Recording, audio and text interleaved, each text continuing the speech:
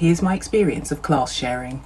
So if you're going into a new term and you're sharing a class, watch this video. Now in this video, I may use the term PPA, and that basically means planning, preparation and assessment. Now I think that's what they still call it. You know what the government's like. They like to change the name of things, but keep things the same. So I had been given additional management time on a permanent basis, so they allocated the same PPA person to cover my classes for consistency. The person was very professional, well, came across as such. So after a period of time, the head teacher said she was going to observe my lesson. Very normal, this happens to all teachers.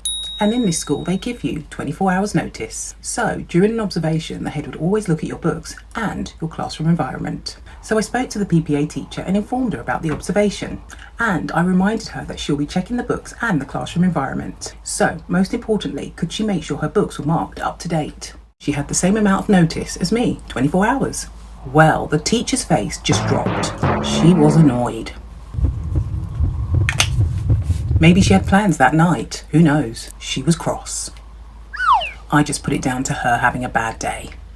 So she took all the books home with her, and there were quite a few books to be fair. But she really should have kept up with the marking. Anyway, she brought them back the next day, covered in post-it notes. She must have been up all night doing that, indicating what she had taught and what she hadn't. Totally over the top in my opinion. It's books, marking, books. I'd really hate to see her reaction to something more serious. So I just removed as many post-it notes as I could, and there were loads. So when the head asked about the post-it notes, I just explained the situation.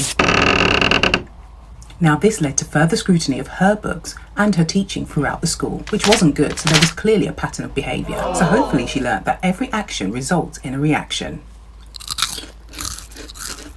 Anyway, I did get a new PPA teacher eventually, and together we drew up a class share contract, outlining expectations, and we both agreed and signed. It really isn't a nice feeling working with someone who, in my opinion, was a loose cannon.